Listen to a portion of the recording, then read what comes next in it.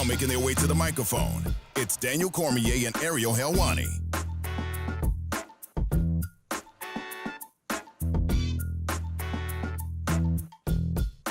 Back in your life on this fourth week of January 2021. Hello again, everyone. Welcome back to a brand new edition of DC and Helwani. That's DC, Daniel Cormier. I'm Helwani, Ariel Helwani in DC. I'll be honest with you, mea culpa, right here, hand to heart, wrong side, hand to heart. Yeah. I didn't think you'd make it. You just flew 15 hours from Abu Dhabi to Las Vegas. Then you jumped on a plane to go back home to San Jose. You're back in your familiar studio. I did not think you'd make it in time for the show. Well done, my friend. Bro, like the great Kevin Gates says from Baton Rouge, Louisiana, I don't get tired. We Southern boys are just built a little different. You know, we work, we grind. And when you're obligated to be somewhere, you show up. And that's what I do. I showed up, you got to pay the cost. You got to pay the cost. Listen, I'm just saying, listen. You just got to pay the cost to be what? The boss. What do you have to pay the cost to be? The boss. You got to pay the cost to be the boss. It is what it is. I pay the cost to travel, to grind, just whatever, to be the boss. Apropos on this Community Manager Appreciation Day, a manager is usually a boss. You could probably use an Irish coffee on this day because today is National Irish Coffee Day. I don't know if you knew that. I have no idea. DC, I wanted to put you in bubble wrap. I wanted to put you in bubble wrap apropos because today is National Bubble Wrap Appreciation Day. I wanted to make sure that you would make it, but in the end, you didn't need it. And it's amazing that you're actually here. But truth be told, how tired are you right now? Because I see the eyes. Like the eyes are like at 30% right now. How tired are you? Be honest. I'm not tired. I don't sleep very much on the plane. I just kind of sit up. I was up and I was like up. I watched the Tampa Bay Buccaneers, the great Tom Brady, going to another Super Bowl. And then I thought, do I take melatonin? Do I take a sleeping pill? Then I said, or I could just wait to watch the Buffalo Bills put on a snoozer. Stop it. Against the Kansas City Chiefs. And that's exactly what I did. And the sleep that I got was during the AFC Championship game, because who wants to see a game where one team is definitely going to win? And I slept through that. I'm unfazed by these shots. I'm very proud of my team. We will be back. We had a tremendous year, a tremendous run, one game further than your sad sack Saints. So I'm very proud of them. But of course, we're getting Matthew Stafford, so I'm good. Yeah, sure. We got another great quarterback, so we're good. Enjoy 6 and whatever. We'll never be 6 and 10. Okay. We have a lot to discuss, DC. Oh, yes, holy smokes. Yes, let's get there. We have a lot to discuss, my friends. Okay, Saturday night, UFC 257, Etihad Arena, the final of the 3 shows this past week on Fight Island, the big one, Conor McGregor versus Dustin Poirier 2. And we found out on Saturday that, Dustin Poirier says 25 minutes to make life fair. He only needed 7.5 because he exacted revenge. He wins via TKO, first TKO/KO loss of Conor McGregor's career. What a fight. What a moment. What a scene. There's so much to discuss here. Let me ask you this. First things first. You're going to set the stage? Please I'm going to set the stage. Please set the stage. Fight starts very early on. Takedown. Dustin Poirier. Chael Sonnen told me on Saturday on my radio show, he needs takedowns early in order to set the tone, but that's not part of Dustin Poirier's arsenal. Conor gets up to his credit, but then clinch work. Were you surprised that Poirier started the fight like that and landed the takedown and was able to keep him in the clinch as long as he did? It was almost half the first round. So I spoke to Dustin before we left, and takedowns was a part of what he was going to try to do. At least give him a different layer of mixed martial arts to think about. And takedown was nice. It wasn't traditional, right? Conor can defend traditional takedowns. Dustin went to a double leg, right? His head off to the right, double leg try. Usually you will drive that guy off to the left, right? You'll try to get an angle and drive to the left. But Conor now is well-versed at stuffing the head, floating position. So instead, Dustin goes double leg, head on the opposite side. But with his left foot, he trips Conor. In a wrestling match, this will not work. But because of all the different things you got to worry about in the fight, the punches, the kicks, Conor was taking punches up top. That's what Dustin Poirier does. I'm not worried too much about the wrestling. Dustin tricked him. It was crazy. But once they got up and they were standing, I wasn't necessarily surprised, because Dustin Poirier's bigger, and you could see it from the moment they were in the octagon. Conor got his weight down to make lightweight this time. His legs look big, but his upper body didn't look as big. And Dustin Poirier fills out overnight like not many lightweights in the world can. I'm told Dustin weighed around 177 on fight night. So they weighed in obviously at 155. He looked to be bigger. Conor got up. I thought he won the first round. I thought he landed the bigger shots. There were opportunities where it seemed like he may have even landed really clean shots that could have hurt Dustin Poirier. Poirier said he was taking pictures, as they say in the boxing world, where he was admiring his work. But I thought that was actually the turning point. Before we even get to the leg kicks, I thought Dustin Poirier, once he felt that power and was able to absorb, he was like, I'm good, right? I said it on there. I was like, the moment he felt one clean and he didn't fall down, he was like, wait a minute, I can take this. And, you know, there's a lot said about Conor's punching power, and it has proven to be very jarring. But that's two people now that have told me that. Habib told me on Fight Island, he goes, you know, he hits hard. He goes, nothing ever hit me. And I went, wow. He said, that's why I was continuing to kind of press him the way that I did, because nothing made me go, oh, my God, this guy hits so hard. And Dustin felt the power, but when he didn't go down, because remember, it only took one the first time. So once he took a clean shot right on the chin, you can almost see the confidence grow. And then we saw the calf kicks. And we've seen this in some big fights. Michael Chandler actually was a victim to calf kicks against Brent Primus, Henry Cejudo as well in the past. And we've seen what it could do to the leg. It turns the leg almost dead. And then I was really interested in the fact that in between the first and second round, I don't know if you caught this, Conor didn't use the stool. And so I thought, okay, maybe the calf kicks aren't bothering him as much. You know, he wants to stand. He's in good shape, all that stuff. But then come the second round, it was very clear early on that lead leg was in trouble. Could he have done, or what should he have done differently in order to stop taking so much damage to that leg? So first off, you can't miss the check right hook of Dustin Poirier, right? In the first round, he landed like two of them.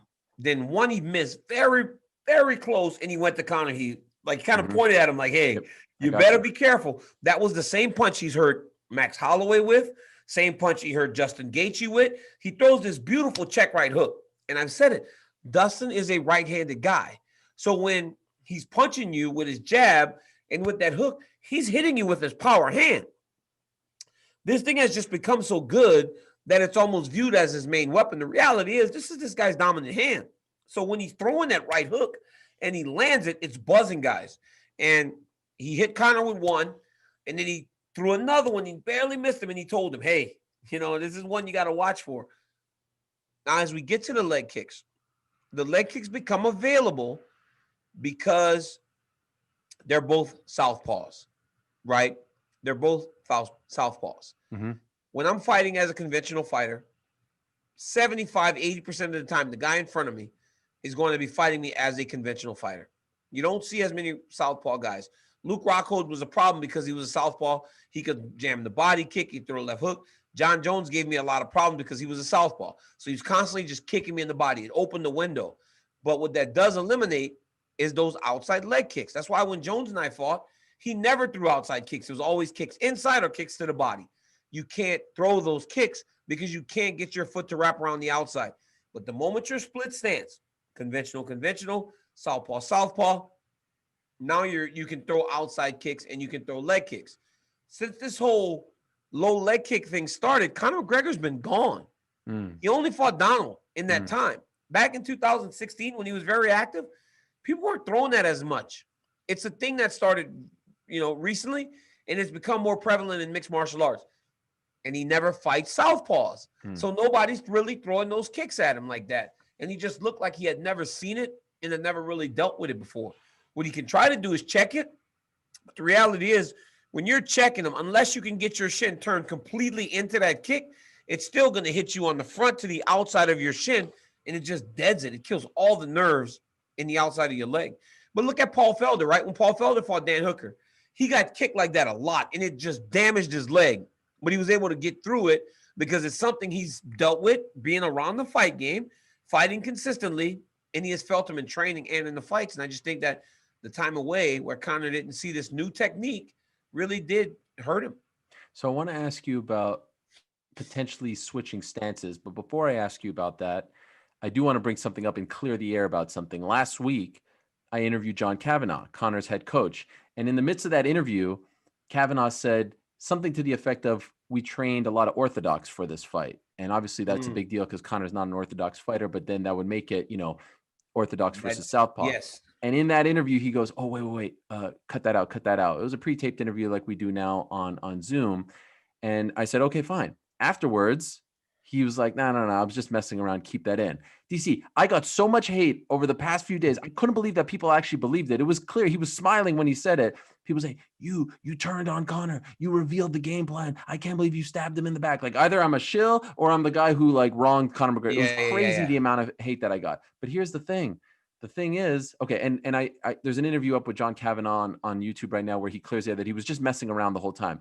But I did ask him, did you guys consider switching stances? Would that have alleviated some of the, obviously you're still putting pressure on the back leg now that you're switching. You talked to him since? I have talked to John Kavanagh this morning, and I'll tell you more about that conversation. And I asked him, maybe you guys should have gone orthodox at that point. Would that have even made a difference? He said the two main things he could have done was obviously check him better and, of course, move out of the way, right? Like continue to move out of the way. But switching stances, would that have helped him? And making the lead leg now the left leg as opposed to the right leg? We were talking about that the other day, me and Paul Felder. I think it was the midweek fight. Somebody was getting beat up with low leg kicks. And we spoke about now how you switch the stance. Now it's unfamiliar, right? Because this isn't something that you're used to doing. And then B, the damaged leg is the back leg. And all the power comes from the back. Everybody thinks like you don't punch off of your front foot. Right. Everything you punch off of is off the back foot. Yep. So now this damaged leg that you can get no weight on is your back leg. Sure, it protects it from getting kicked anymore.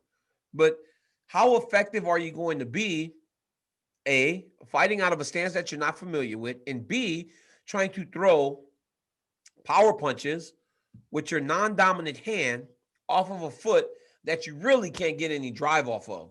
So it might have allowed for him to stay in the fight a little bit longer, but I think that it would have really limited what he could do. Because, I mean, honestly, Ariel, punching power, movement, everything starts off the back foot.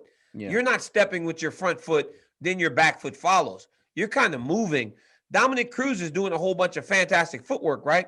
But a lot of that movement starts off the back. It's like everything's moving. All the angles, all the turning, all that other stuff starts off the back most times. So you push off backwards with your front foot. But guess what catches your action as you go back? Your back foot, right? When you push off the slide back, you eventually pivot with the back foot in order to go back forward or pivot and turn. You do a lot on that back foot. So by switching stances, it still limits you. I love when John Anik says investing in something. He invested in the calf kicks. Yes. Obviously, it paid off. Fantastic game plan by Mike Brown, Thiago Alves, the whole team. And then eventually you saw the leg kind of give out, and then he rock and socked them and finished. You saw it. And then you freaked out. And what a shot that was. Untucked DC. Oh, my goodness. I mean, come on, man. Why did they have to run that? At this point, I'm not even – I had taken my shirt out. Because if we're in Vegas, I literally just sit the whole time because Rogan does the interviews. Sure. Or Anik does the interviews. Unless I'm going in there to do the interviews, I can sit. Like, reality is you can go there in shorts because you never get up. But on the pay-per-views, I get up for the stand-ups. I tuck in. I get nice and ready. But then once I sit down, I'm there for the next 7 hours, right? And I sit and I get comfortable, and I get to enjoy fights. It's what I do. I can't believe that's my job. Mm-hmm. My job is to watch fights next to the octagon. It's fantastic, and I was excited for Dustin. What did he say to you, by the way? I'm going to smash Kincaid. What is that? King cake. He said, I can't wait to get home to eat some king cake. King what is cake that? Is it's a Louisiana cake, circle round cake. It's very, very sweet. Inside the cake, there's a baby, right? So the person that gets the baby has good luck for a year. It's a Mardi Gras thing around the festival, Lent season. It's just like a king celebrate the time of the year. Okay. But he said he's gonna smash some king cake. I bought a king cake for my son to take to school for his Heritage Day. I'll order one from Louisiana, let him take it to school. So it's a thing that we do down there. We have our Louisiana people it's a completely different world out there, and there's a lot of different things. But he said he's gonna have some king cake and some gumbo with potato salad, right? So he's like super excited about the food, and I was excited, man. I was happy. But back to the fight, that last leg kick, you saw Conor almost stagger. I think Dustin thought he hurt him with his hands. That's why he went after him faster. But then you could see that Conor was he was beat down, man. And the reality is, he got beat by Dustin Poirier and he got beat by a better fighter on that night. You know what's the crazy thing? Mm-hmm. Should the general public, right, not be surprised? Because since they fought, Dustin's the guy that's been in there with the better fighters. Mm-hmm. Dustin's the guy that's been active and competing. Dustin's the guy that has fought Eddie Alvarez twice. He's fought Max Holloway. He's fought Justin Gaethje. He's fought Khabib. He's the guy with the experience, right? But we understand that with the star power that kind of brings, you almost kind of like forget that, hey, Poirier probably should have been the guy that was favored. When this fight was first announced, we talked about how the mainstream, the casual media, the casual sports fan were like, what? This fight happened 6.5 years ago. Conor beat him in a minute 46. Why are they doing this? This makes no sense. It's a tomato can. It's a cupcake. We said it on this show, and everyone wants to forget. We said Dustin Poirier is being disrespected. He is way better than people are saying he is. DC, look at this lineup of fights since his knockout loss to Michael Johnson. Jim Miller beat him. Eddie Alvarez, no contest. We know what happened there. Anthony Pettis beat him. Gaethje beat him. Eddie Alvarez beat him. Max Holloway beat him. Lost to Khabib, the greatest of all time. Dan Hooker beat him. Conor McGregor beat him. Like, that's a murderer's row. It's insane what the kid's done. To suggest that this was a bad loss by Conor, that he lost to a lesser fighter, is absurd. To suggest that Dustin Poirier couldn't beat. Now, I see a lot of people saying to me, you said Conor McGregor was underrated. That what happened on Saturday doesn't change my stance on the body of his entire career. Like the work that he has put in and his skills doesn't change. Dustin Poirier might just be the second best lightweight behind Khabib and the best active lightweight on the planet. This was a really good guy. This is an amazing guy who deserves respect. I think Dustin Poirier is easily the only guy. The only guy ahead of him is Khabib. And I think that Justin Gaethje today could be, it's a tough fight because that first fight was very close. But he finished him. He did finish him, but he took a lot of damage with the low leg kicks in that fight against Gaethje, so like Gaethje today is very tough. And that's one thing I don't want people to do. Write off Justin Gaethje because he got beat up by Khabib Nurmagomedov. That doesn't change who Justin Gaethje is, right? Khabib just beats everybody like that.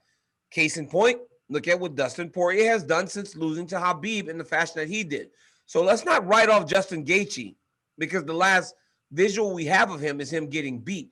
He is still very viable and he's still as dangerous as any of these guys in the lightweight division. But I wasn't counting Dustin out. I even got that at times, right? So it's like you can't win with people because people are going to form their own opinions, and it does not matter what you or I say or do. People are going to interpret it whatever they want. Like someone said, because I celebrated for Dustin, I hate Conor. Why? I don't find joy in a guy losing. That's not like I've lost. I hate it. I've seen my friends lose. You hate it. So you understand what's happening on the other side. For me, I love the sport, but I hate the thrill and the agony because one side's so happy, the other. I hated seeing that dude go to his wife and her crying, pregnant. That sucks. But the reality is, sorry to interrupt, but what about Dustin saying to you guys? I believe he said it. I hate this, right? Dustin told me, he goes, I don't enjoy fighting anymore, but I want to secure a life. Does that concern you? No, he goes, I don't like this, but I'm a dog, right? He's like, I'm a dog out here. Like, I am a dog out here. And he's like, it is what it is. He going to fight when he gets in there. And I said that last week. I said, look, man, I'm not going to say he's going to win, but every time he goes out there, he's going to fight you as hard as he can, right? Because I know what the kid's made of. But, the reality is Conor got beat by the guy that's been active, that's been competing, that probably should have been the favorite. And I saw something yesterday on the plane that they did they put the odds for the third fight if they do it, and Conor's the favorite again. I just don't understand how anything in what happened Saturday would make people think that he should be the favorite going into a third fight. Look, after he has shown an ability to adjust, though, right? Sure. When he's had problems with things, he's come back and showed that he's gotten better and he's improved in those areas. But no, there's a strong case to be made there. But after the fight, he did mention the inactivity, and he said that he had only fought a collective 40 seconds dating back to the Khabib fight. Obviously, that's going to affect you. First time cutting to one. How long was he away before Khabib? Yeah, that was Eddie. Well, he had the Floyd fight in between in 2017. Yeah, But as I far mean, as MMA that's is not concerned, fighting for mixed martial arts. but hey, how about after? Great fight, and part of the storyline going into the fight all week was, oh, we need the old Conor back. We need the trash talking Conor. All this stuff. They were buddy, and Iaquinta was saying, too much kumbaya and all this stuff. But I have to say, I don't know if ultimately he needs that, and maybe we'll see what it's like in the next fight for him. But I will say, man, the way he handled it. It reminded me a lot of the first Diaz fight. He's always done that. It's always been Conor. Even the love between them after backstage, that clip by BT Sport. I love that stuff. I'm a sucker. Maybe it's just me getting older. You don't like it? You're tripping. I'm tripping. I mean, yeah, you're tripping. You want bad blood? Listen. I love gracious in defeat, right? When you see a guy, you shake his hand, tell him good job. When I see Stipe Miocic next time, I'm gonna shake his hand and tell him, hey, man, his face. Spit. I'm gonna say, Stipe, dude, no disrespect. You're the man. Yeah. You beat me twice, right? You did your thing. You got better. You improved and you got better. But in that moment, I'm upset but the buildup, I truly believe that some people need that edge. Do I think he needs to go as far as he went with the Khabib fight? No. That was too far. But I think some of those guys need that edge a little bit, man. And I think that for McGregor, he's showing a maturity about him that he may not have had before. But I think that some of these guys need that edge. I know Jones got in a lot of trouble for the things that he did. He said to me one time, I beat you after a weekend of cocaine or whatever, and people are like, oh, that's so crazy. But I think when a guy's living so crazy like that, at times it allows him to be so free inside that fight, right? And I think that for Conor, he was so loose in the buildup that it allowed him to just be so free. And I felt like walking out there, he looked like himself, right? But you could see a little bit less of that McGregor swagger as he walked to the octagon. And I don't care what you say. Anybody that watched the fight could see it, right? He just didn't seem, he just didn't seem like the same guy. And I think that maybe the maturity, it makes you mature inside of your life, but you also mature inside your mind and in the fight. Because those things that maybe didn't worry you before because you just were so fuzzy that you didn't care, now that there's not that fuzz to block out all the nervous emotion. And now you see everything. The old Conor back. You want not even just Conor, man. I would advise a lot of those guys that went to the top of the mountain with that type of style. You can't truly just eliminate it all. You just can't. I'm sorry. I just think that you have to continue and have a little bit of that Rogan used to always say that. He's a wild man. He's a wild man. He's a wild man in the cage. He's a wild man outside. And I think sometimes that lends itself to each other. And I think that. Does this go back to Marvin Hagler? Marvin Hagler, yeah. It's hard to wake up when you're sleeping in satin sheets. That's another thing, right? Does Conor have the motivation to go back and become the guy that competed at the level that he did all those times, right? Seeing a young man mature is not a bad thing, Ariel. Let's not make it seem that way, but this is a sport where a lot of times the bandits win. Sometimes the bad guy wins in mixed martial arts. And I don't know, man. I don't know. I just don't know. And Dustin Poirier is a good guy. And he's one of the good guys that wins. But I think for certain guys, man, they got to have that edge. They just need it. So now the big question is, what's next for Dustin Poirier? What is next for Conor McGregor? Before we get into that discussion, and of course, we have to talk about Mr. Michael Chandler as well. The new nature boy. Let me tell you about our good friends over at DraftKings. DraftKings, the official daily fantasy partner of Super Bowl 55, is bringing back their golden ticket giveaway with up to $55 million in prizes up for grabs. All you have to do to get your share of these huge prizes is enter DraftKings free Super Bowl prediction challenge. Once you submit your picks, you will get a free instant prize of up to $25,000. Wow. And if you have the most predictions correct, you could win the top prize of $1 million. Woohoo! Download the app now, enter the free prediction challenge, answer questions like who'll score last, and boom, get ready to make it rain. I love that. I love that. Rain, R-E-I-G-N. Shouldn't it be? No. It's rain. It's rain, R-A-I-N. Oh, I guess it's a play on words. DraftKings, rain, R-E-I-G-N. I think it's a play on words. No. Yeah. That's not right. That's not right. TST wrote it wrong. I mean, come on. Enough said. Download the DraftKings app right now and please use the promo code Ariel, Ariel, to enter the free $55 million Super Bowl prediction challenge. Everyone gets an instant prize up to $25,000 just for playing. Again, that's code Ariel, Ariel, only at DraftKings, the official daily fantasy partner of Super Bowl 55. Terms and conditions and eligibility restrictions apply. See DraftKings.com for details. All right, so I want to talk about Michael Chandler now. We'll leave the what's next to the back end because what's next is a great. I can't wait for the what's next. Yes. This is going to be fun. And let's do Michael Chandler. Yes. Michael Chandler comes in there, the limousine riding, jet plane flying, the wheeling, dealing, the real son of a gun. Goes in there and he's telling us all about see you at the top, not here for a long time. I mean, Michael, could we for a good time? I mean, holy smokes, we're reusing the same stuff. Anyway, he went out there and he smoked Dan Hooker. The big thing afterwards, two things. Wow, holy smokes, Michael Chandler is great. I mean, if you haven't been watching him in Bellator, now you respect him. I saw a lot of people say Dan Hooker looked timid. He looked a little bit like he wasn't all there. Did you feel that, or is that more of a Chandler thing? Like we're not giving Chandler his who's not timid when Michael Chandler's in front of you, walking you down, moving forward, and trying to take your head off with everything. Like he didn't look timid. I think Dan Hooker fights that way. It's just the way he does. He might have had a game plan to keep the shorter man that distance and that range, and Chandler just landed a shot. The man has incredible power. The backflip scared me. I mean, I thought he was going to snap his ankle when he did that. Are you surprised he finished him that quickly?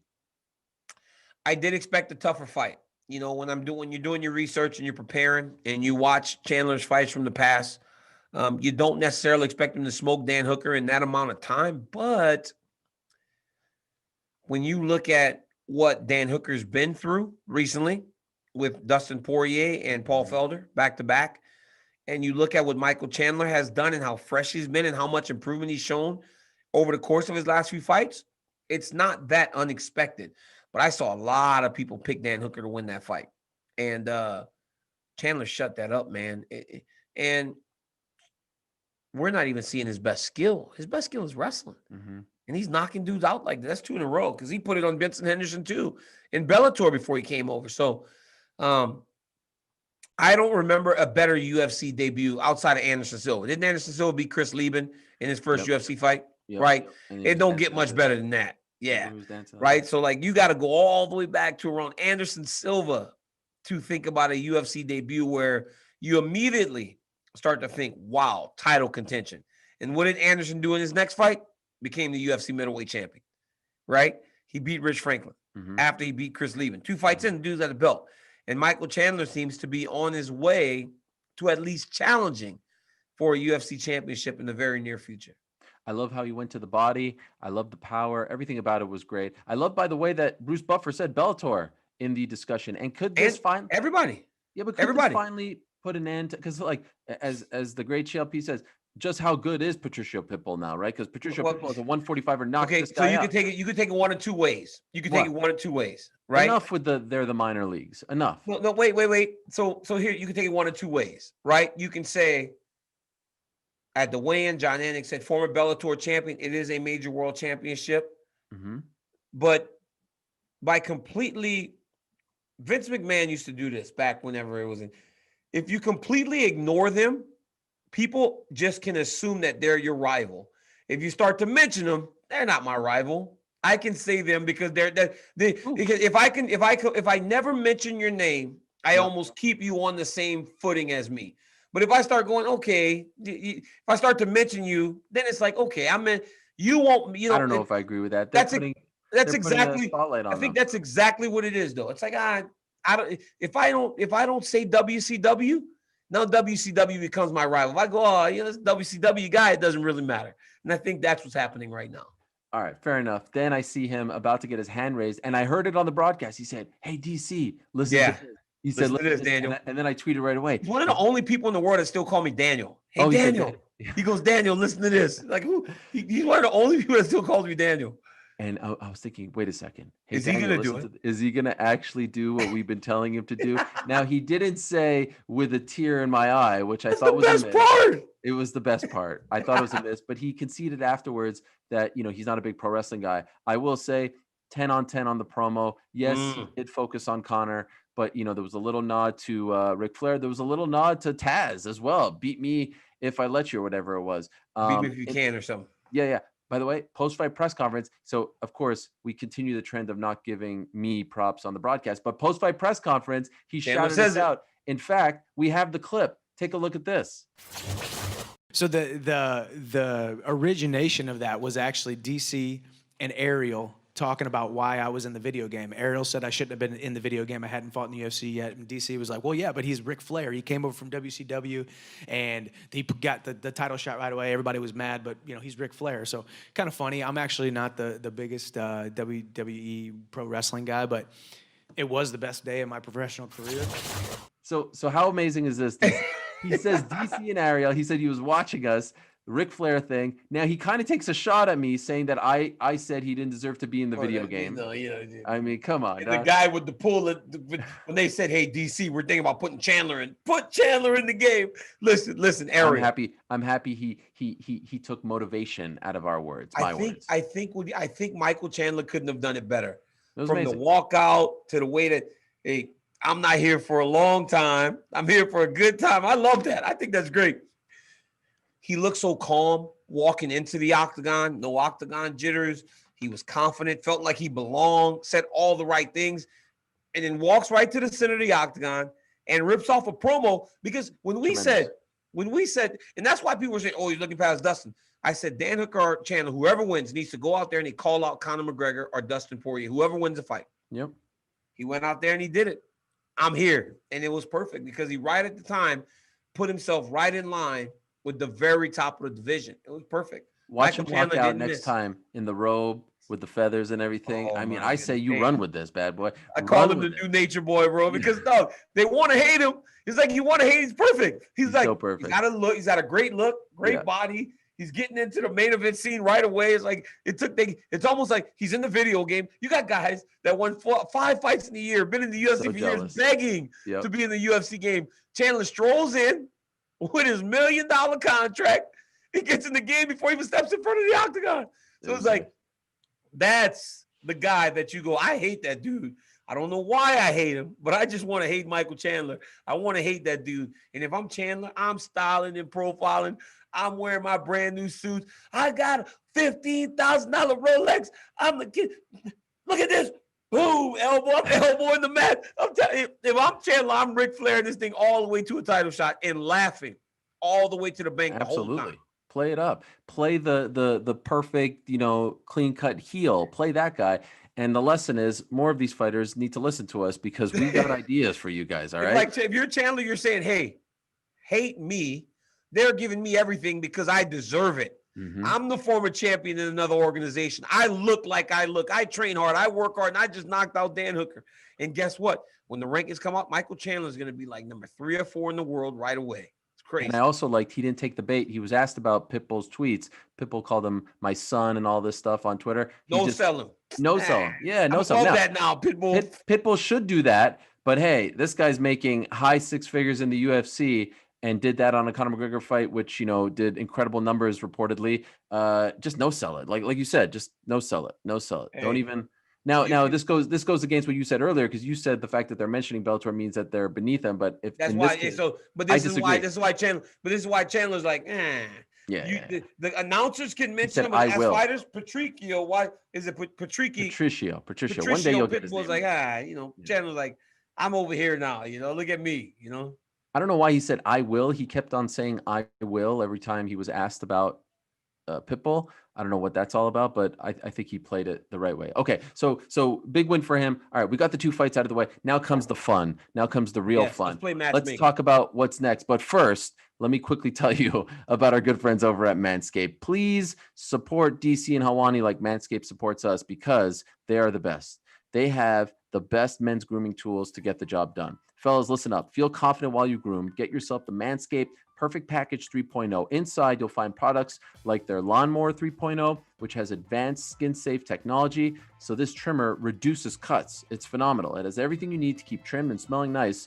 And it's all in the Perfect Package 3.0. Get 20% off plus free shipping with the code Ariel, ARIEL, at manscaped.com. Again, that's manscaped.com. And please Use the code Ariel. All right. Okay. So let's talk about what's next. Dustin Poirier is the winner. Michael Chandler is the winner. Yep. There's a lot of places since then. We've had Nathan Diaz call out Dustin Poirier. There's people talking about Dustin Poirier versus Michael Chandler. Of course, there's Charles Oliveira out there as well. There's Conor McGregor. I got it for you. Here you go. I got it for you. Do you want me to shed some light on things, or do you just want to give it? No, I'm not going to show you the matchup. I'm just going to show you how we stand, where we stand today. Please. In terms of the lightweight division, can you see that? I mean, that is just horrendous. Okay, what do you see here? Stop it. Wait, stop. You see this? I see Khabib. Yes, I see. Okay, Khabib. Now as we go, like, why you got to do that? Why you got to do that? I'm just saying. Think about it. Well, actually, you know what? This is perfect. Yes. Okay, now you got all the other guys, which is very nice. Yes, you got everybody else, but look at all these freaking names. Okay, look at all these names. I mean, this is perfect. Crazy. So now we'll start to match them. Okay. I'm happy that you did that. What you did right there. I see you supporting your guy. It's all well and good, but can we put this to bed? I'm just saying. The reason I do this, right? And hey, this is based in fact. You don't want to insult him, but I don't. But this is based in fact. This isn't just me going, Khabib's my guy. He's better. This is based in absolute fact because Dustin, Gaethje, Conor all got finished by Khabib Nurmagomedov, right? So he's done though, right? He's done. Vacate the title. Said it Saturday. It does not sound good. Do we now vacate the title? Do we agree on that? That leaves you with this, and this is fantastic. It's a lot of great names. I mean, this is fantastic. Do we agree that there should be a vacant title fight next, and it should involve Dustin Poirier? Do we agree on that? Oh, great place to start. So we start Dustin Poirier. Yes. DP, absolutely. DP at number one. That's where the title should reside. Now, how do you approach this? Are you approaching this for sport or spectacle? Let's go sport. If you want to, so we're approaching it for sport. Okay, then Dustin Poirier fights Charles Oliveira for the UFC lightweight championship. The vacant title. Now, by the way, for the vacant title. Now, if you want to make a strong case, you can make a strong case that Dustin Poirier should be the champion today. That's what I was about to say. If you want to do it for spectacle, you put the belt on Dustin. You do the Conor. Oh, I think that I think that ship has sailed. I say you put the belt on Dustin. Make him fight Conor McGregor. No, what are you gonna just gift it to him like Jose Aldo, UFC 123, Auburn Hills, Michigan? Why? Khabib walks away. Titles. He was the last interim. He was Dustin Poirier would never accept a gift like that. He would never do that. Crazy. I bet he. I mean, he'd be an idiot not to. He'd be an idiot not to. He would never do that. Here's the thing. An idiot not to. Can I just say this? The fact, I think, in retrospect, that fight should have been for the belt. I think with Khabib, I think Khabib was very clear. I think they dangled the carrot. We talked about the decision. In retrospect, the fact that it wasn't for the belt actually was the best thing to happen to Conor McGregor. Do you know why? Because if that fight was for the title, and Conor lost, which he did, it would be very hard to get an immediate title rematch. People say like, oh, you just lost for the belt. You can't get another crack. Now that it wasn't for the title, you could say, all right, we're 1-1. Let's do it a third time trilogy fight, but this time for the title. Do you agree with me that the fact that it wasn't for the belt actually helps Conor's cause? Now, let me give you some insight, if I can. I don't know what you're writing over there. What are you writing? I'm writing my bracket real quick. But you're not listening to me. I'm definitely listening. I spoke to John Kavanaugh. Get some insight because when Conor was done on Saturday, he was talking about Nate. He was talking about Dustin. Those were the two main ones, right? John Kavanaugh said it like this. We've met. We've discussed. We want the trilogy fight, Conor versus DP3 for the vacant title in May. That's what we want. Really? And that's what we've told the UFC. You're surprised. I just said that with no knowledge of the situation. Like honestly though, I would probably if Khabib really vacates, then I don't see why you can't put the belt on Dustin Poirier. I don't see why you can't. Okay, so even if you do it, would you do Conor versus? What do you think of that idea? I don't think that it's I don't think it's too far out there. But the reality is, if we're doing it for sport, Charles Oliveira deserves it. He's won 8 fights in a row. He's the guy. But when I look at my bracket here, all right. Okay, tell to the people. You have to tell the people because we're an audio show as well, DC. Yes. So here, people, this is what I'm doing. Yeah, I'm going. Yellow notepad isn't really cutting it on the. I'm going Dustin Poirier versus Charles Oliveira for the belt. For the vacant title, or are you in your world gifting? I'm saying put the belt on Poirier and then make him the champion. We've seen it before. Jose Aldo. We saw Ronda Rousey. We saw Dominic Cruz come over with the belt. They all came over with the belt. We've seen it before. They gave me the belt back when Jones beat me. So it's like it happens. I say you do the trilogy between Conor and Nate. I say you put those two dudes together, let them do that trilogy. It's a massive fight, competitive fight. You do Conor and Nate right now. 155 or 170? 155. Keep him at lightweight. I don't know Because if if he Nate wants wins to do that fight, now 155. Nate becomes a guy that's viable to challenge for the championship. I just don't know if he wants to do that, but go My ahead. boy Justin Gaethje, right? And this is because I want my guy Felder to get a big fight.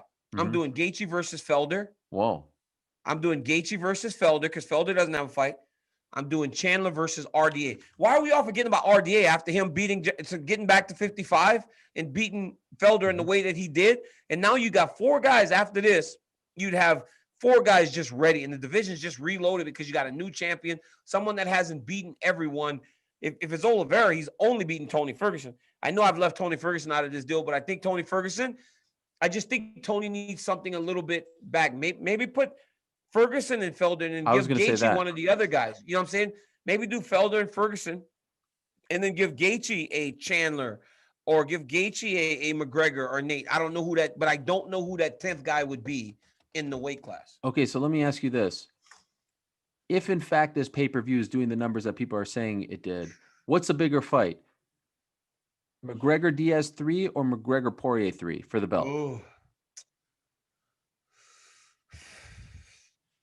I just think that I think even though, man, because by the way, I agree with your spectacle versus sport thing. Like, it's impossible to deny the fact that Charles Oliveira should be fighting for a title at this point, right? He should be fighting for the title, yeah. But in terms, okay, now let's take a step back from that and say, what's the biggest fight we can make for Conor right now? I kind of feel at this juncture, the Poirier fight will sell more just because it's top of mind and you sell it as 1-1. Look, on Saturday night, I said Conor versus Nate 3. Like, I'm down with that fight. 100% at 155. They both get back on track. The winner moves on, all that stuff. I just don't, if we saw it when he lost to Nate in 2016, he's very persuasive. The UFC, for the most part, wants to keep Conor happy. He has 3 fights left now. If he says, give me that fight, 3rd fight, we will sell it to the moon, and it's for the belt, do you foresee the UFC saying no? I don't know if they say no to that. I think, when I think about it,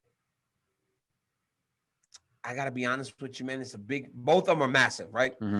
Because it's like both matches are selling millions of pay-per-view buys, right? High 1 point something to 2. But I think Conor and Nate brings back the Conor of old because Nate won't allow him to be as reserved. He will not. No. You know what I'm saying? Like Nate won't allow. Nate's a gangster, dog. Nate's a gangster, and he will not allow Conor to be his friend.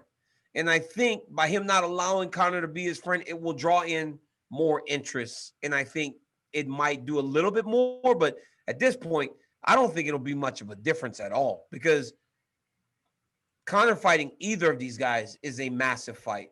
Your issue is everybody else without Conor. How do they proceed? Because Khabib Nurmagomedov now can sell pay-per-view without Conor McGregor. But is there anyone else at 155 that does numbers without Conor? Yeah, Poirier. That's where you got to Oliveira doesn't sell the same, obviously, as Poirier McGregor. But if Dustin fights Conor again, gigantic. He wins that 3rd fight. Now is he a legitimate pay-per-view star as the UFC champion? Okay, let me ask you this one. If you're Dustin Poirier and the UFC says, what do you want to do? What do you say? Conor McGregor. I'm saying Conor McGregor. Of course. Hey, but listen, I'm saying Conor, but I'm saying Conor, and you give me the belt. Before? Because I want in on the pay-per-view. You don't think he'll give him pay-per-view regardless? I don't know, man. Come on, he deserves it. He does. He sure does, but I don't know. I don't know if as a business, if you say, I'm not obligated to give you pay-per-view on something that's going to be massive if I'm not contractually obligated to. Yeah, but they've done it for people. They did it for Masvidal. They did it for Diaz, who were non-champions. I know, but you're essentially saying, here you go. They did, they do it at times, but I'm just saying, like, that's so big, bro. It's easy to tell guys that are going to sell 500,000, 600,000, 700,000 pay-per-views. That's a lot still, but we're going to give you pay-per-view and we're not obligated to.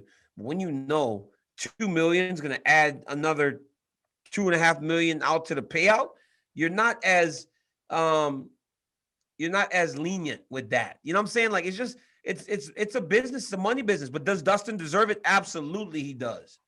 But I think it's better if he gets that belt on him. And sure, I get that. I still feel like they'll give it to him anyway. I mean, they might. They actually might. They will be fair. I'm saying they will be fair. But I'm telling you, man, if one of my wrestling coaches is like, Coach, I want to share in on the revenue of the program because I've brought in 2 more kids.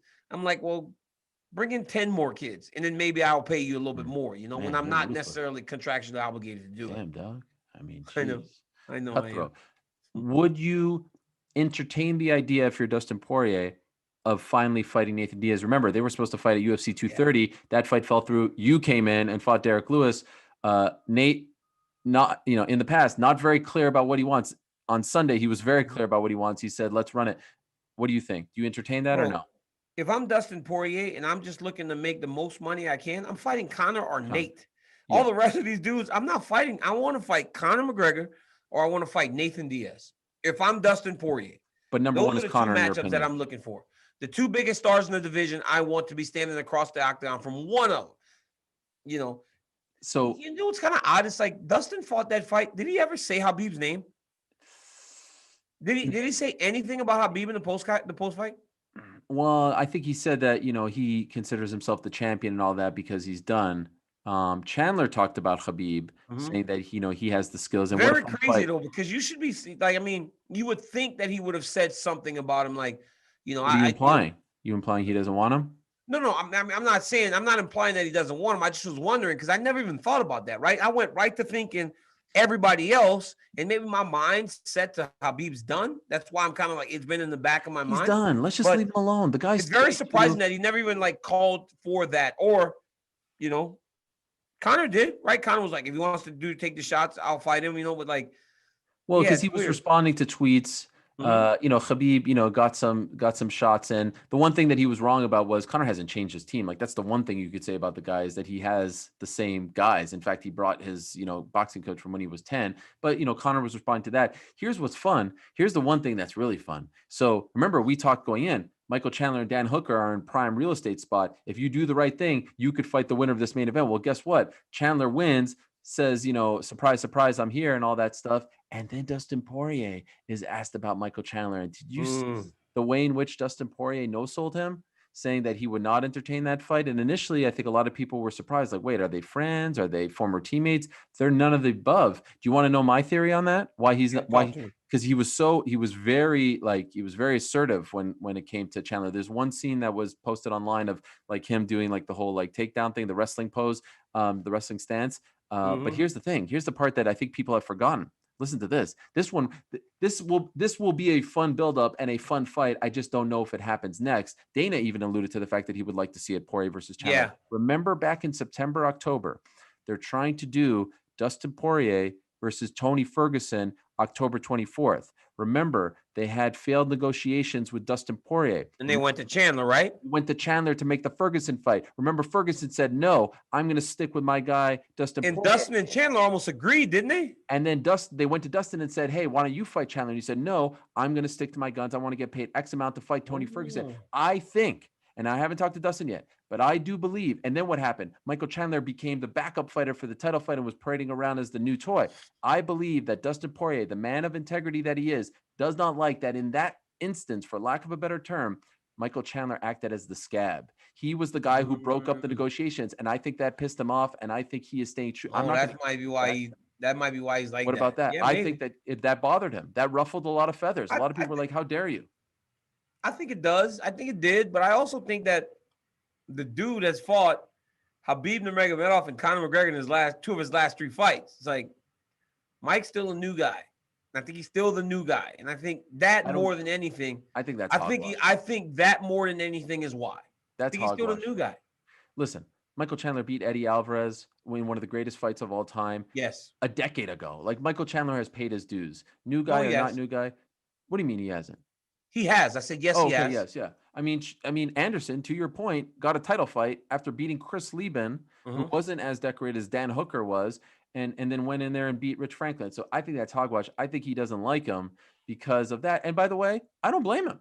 Here I am trying to negotiate a better deal, and you're the guy that messed that up. Because if they didn't have an option like Michael Chandler, maybe they make that fight, Poirier versus Ferguson, and everything changes. Imagine that sliding doors. So I kind of liked it. I like the fire that I saw. It's crazy. I'm looking at this list, and Tony Ferguson is almost just out. I mean, that's crazy. He's almost. I didn't think about him. I was talking in an interview the other day, and I was just like talking about guys in this division. This is such a great division. I mean, this is one of, if not the premier division in the UFC. It's fantastic. I mean, I love all the fights that are going to be made at 155 pounds, because the reality is, very rarely does a champion walking away open everything up, right? But Khabib walking away completely changes the way this lightweight division goes forward. It's tremendous. Did you get any insight To Khabib? Yeah.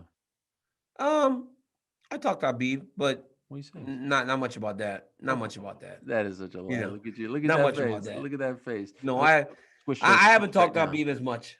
Yeah, right. Look at that. Oh, the scratching of the head. That's a classic lie. I haven't talked to him that much. You're so stupid. Why? Why can't you tell us? I mean, no, man. I didn't talk to him about it, actually. I really just haven't. Does he fight ever again? True or false? You know what I think, man? You know what I think might make Khabib fight? Oh, yes. You know, Khabib is like so deathly loyal. You know, like if he's telling his mom he won't fight, he won't fight.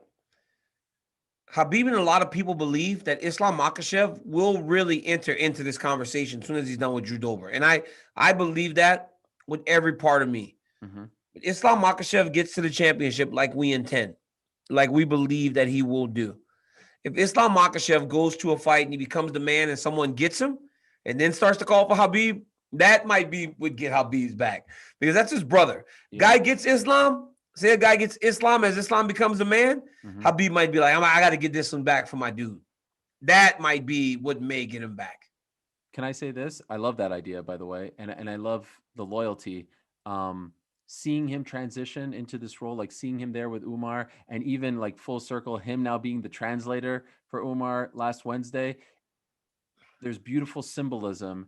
And now that his father is no longer with us, that he's the man now, leader, right? Oh, I never thought about that. That's great. That's actually great, right? Like he's kind of taken. You knew when his dad passed away, it was going to leave a big hole in that community of fighters, and Khabib seems to have stepped into that role seamlessly. And remember the first time he was translating for Islam in New York? Was that Islam? And he was like barely talking. He was like, "Oh my goodness!" And he walked out the octagon like this, like he was so like he was like, "Oh my goodness!" I just translated to now walking up there confidently as Umar won. You know, that's one thing we did talk about. I go, did you ever think there would be a time where Umar's in the octagon after winning? I'm interviewing him and you're translating for him. He goes, "Brother, this is the craziest thing," right? It's crazy what, how things have changed in such a short period of time. And don't forget about Usman Nurmagomedov, who's going to debut for Bellator later this year. If you listen to Hav, everything Hav tells me is this dude's an absolute killer. I mean, and Islam's about to fight against a tough Drew Dober. He's as tough as they come at 155. He beats Drew Dober, and he does it impressively. That's that 10th guy, right? That's the guy. Islam's the guy that we start putting in the mix with all these dudes, because it's just a matter of time. And you know what's crazy about Islam Makhachev is every one of these guys he matches up very well with, because you saw in Umar Nurmagomedov, his striking is much more advanced than Khabib's was when he got into the UFC. Islam's striking is so good now to match with all the grappling and the wrestling. He's going to be a real problem for everyone. I'm going to ask you a question that I may regret asking, but I'm going to ask it anyway. I do believe that what happened on Saturday delays the McGregor-Pacquiao plans. These were real plans. Like they were a real thing. I don't think anyone in the MMA community or even the boxing community is shedding tears over that. I don't know if there was a huge clamoring. I think everyone will watch it. We'll talk about it, but I think people want to see Conor stick to MMA. And there's now talks of Ryan Garcia versus Pacquiao, which is kind of interesting in its own right. But Daniel Cormier, do you believe that the result on Saturday increased the likelihood of us seeing Conor McGregor versus Jake Paul in the near future? No, decreased it. I think it did, yes, because I think Conor becomes more committed to mixed martial arts. I think he really does focus on trying to get back to where he was as a mixed martial artist before pursuing all those other avenues. I really do. Did you see his video? He went from 50 million to 10,000 with the offer. I mean, come on. I mean, that's such a big drop. Like, come on, man. Come on. Like, I'd like to see him go fight Dustin Poirier. Put Jake Paul in there with Dustin Poirier and see what happens.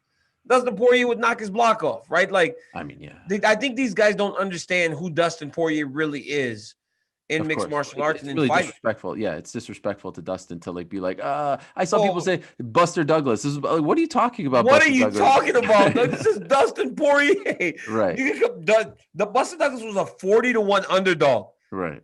We're talking about Dustin Poirier. Come on, man. Like, but that just tells you the amount of people that just aren't really tuned into mixed martial arts. They don't love the UFC. They don't love Bellator. They love Conor McGregor, and they show up when Conor McGregor fights. They have no idea what happens in the sport when he's gone.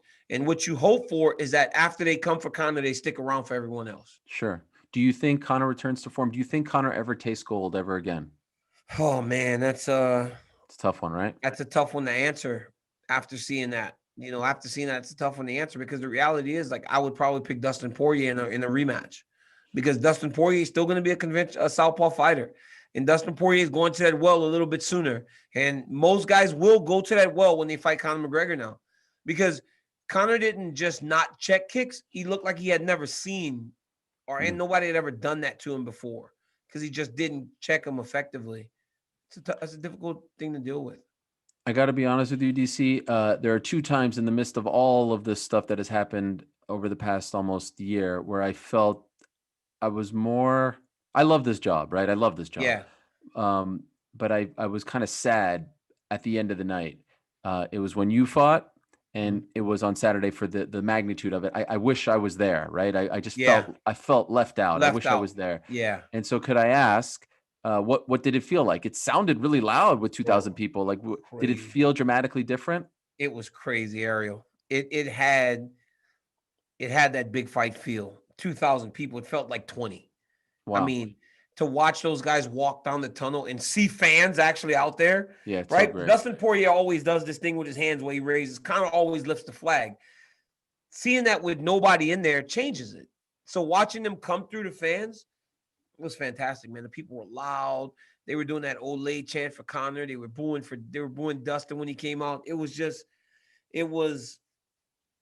fantastic. And there are many times where we leave these fights going, I don't know if we need the fans. We do. Yeah. We absolutely need the fans. From the Michael Chiesa fight, Max Holloway fight, we needed the fans. The one thing is, and it's crazy, right? Because you think that because fans haven't been around for so long, regardless of the product, people will show up. That's not the case. Max Holloway had a lot of fans in there. They might have had 1,500 or 1,000. There were a little bit less for Chiesa versus Magny in the middle of the week. Mm-hmm.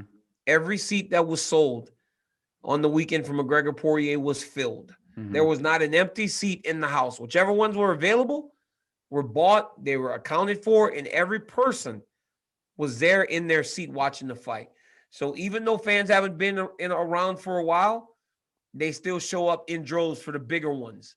And it was a great atmosphere in Abu Dhabi. I love it. By the way, you, Anik, and Felder are a great trio. Mm-hmm. The intro was ridiculous. What was that? Were those real? I thought it was those drones, bro. And I was like, looking around like, arena, or was it on TV? Bro, it was in the arena. I thought it was graphics. No, they got up. The drones all got up together. They all got up together. They're like, wow. They flew out, got into synchronization. They got into a synchronized circle. They're all circling around each other. They're turning yellow, orange, green, white. They turn red, white, and blue. So I'm looking around like, what in the world is going on? They're buzzing, bro. And guess what? They weren't falling. You would imagine that they would just fall down. Some would just fall out of synchronize. They all did that. Then guess what they all did? They all went back together, flew back to wherever they came from. Lord knows where they came from. And then they all just went down. And they were going for the rest of the night. It was crazy. It was crazy watching that. It was like, it always goes to another level when McGregor fights. Yeah, of course. That was just Sinead a different O'Connor. Level. Hey, by the way, on TV? Oh, it looked cool, yeah. But I thought it was one of those graphic things where they have the flag there and everything. I didn't realize it was actually. You're looking around. I'm like, what the heck? Because imagine if one falls. It's like fans on it. Like they were fans or something on it. It was like one falls, you're done. By the way, what was in that bag? What was in the bag? Do you know what was in the bag? Have you figured that out? Come on, dog. I gotta imagine it was some weight cutting gear or something, right? Somebody dropped off some weight cutting gear. Like, is it possible that we're actually thinking about the wrong thing here, and the bag is not that important? It's more about like who was the guy, right? Like maybe the guy was just there with a purse or a merce or a satchel, and we're focused on the bag, but in reality, who was this mysterious figure? And this why was he so important? Like, why was the guy so important that went over 4 balconies allegedly? Was Mission Impossible? What kind of Mission Impossible shit were they doing over there, man? Oh, sorry, I cussed. What kind of Mission Impossible? I didn't know, bro. I had no idea. I was so busy on Fight Island this time. I had no idea. And they're like, Daniel, do you know what happened to Atman? Is it Atman Azatar? What's his name? Amazar? Azaitar. Atman Azaitar. Okay. I said Amazar. Atman Azaitar. I know Atman. He's been in AKA training sometimes. He's very good fighter. Big power in his hands, right? Very impressive prospect. But who was so important to Atman that he took that chance, right? And paid the ultimate cost? Because now the dude's out of the UFC. Jeez. Who goes and climbs balconies? Bro, you should see those balconies. It's so scary being on your balcony at that hotel. Because if you fall, it's over. He paid the cost. He paid the cost. Okay, last thing. Go on the record right now. Conor McGregor's next fight is against? Nate Diaz. Conor McGregor fights Nate Diaz next. Dustin Poirier's next fight is against? He will fight Charles Oliveira for the title. I say they do. That's Conor my thoughts. Versus Dustin 3 for the belt. If they do Conor versus Dustin 3, I don't mind it. I don't mind it. I'm happy for Poirier. I'm not saying this is what I want. I'm saying this is what I think you believe. In my mind. Yeah. But I would like to see that belt on Poirier's waist as they head into the event. Because there's no reason if Habib's walking away, he shouldn't be the champ. Remember when he lost to Diaz, everyone thought, why would you do the rematch? Like, what? He doesn't deserve it, this and that. I think the same thing's going to happen here. They're going to give him because he's going to persuade them. And he'll make adjustments, and he'll be better for it. But, I mean, Dustin Poirier, part of the intrigue to this fight and the worry for the Poirier team was the confidence.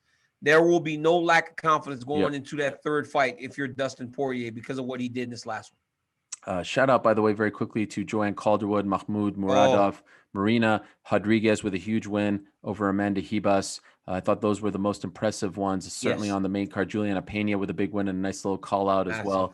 So overall, a good trip. Good the whole thing. Events. You get a break this weekend. Yeah.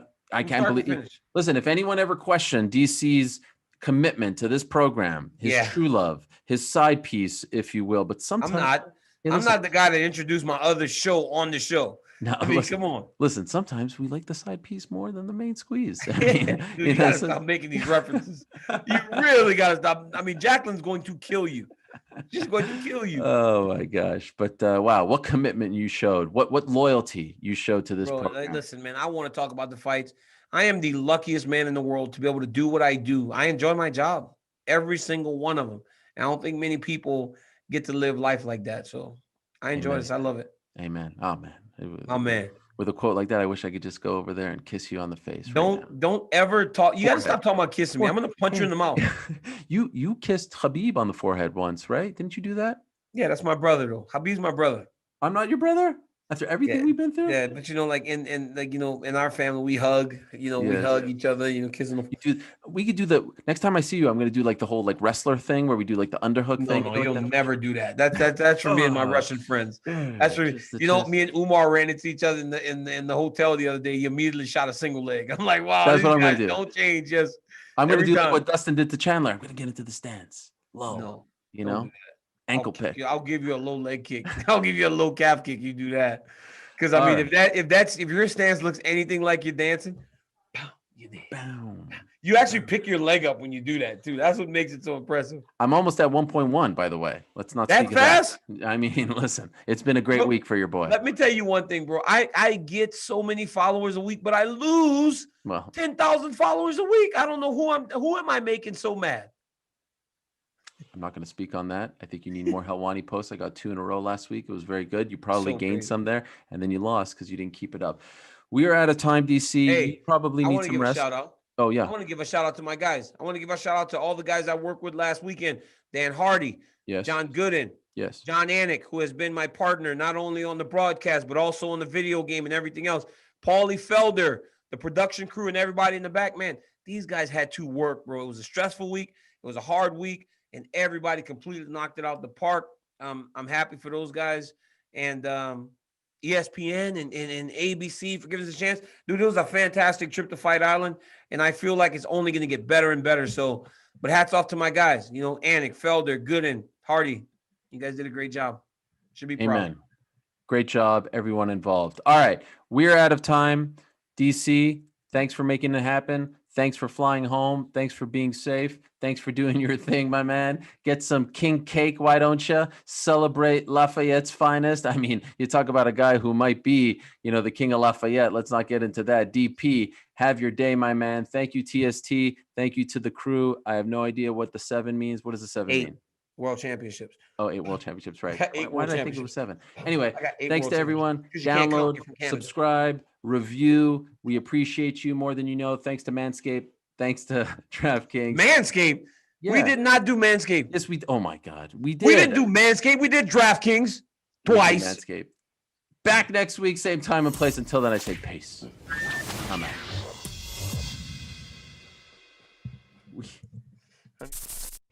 Thanks for watching ESPN on YouTube. For live streaming sports and premium content, subscribe to ESPN+.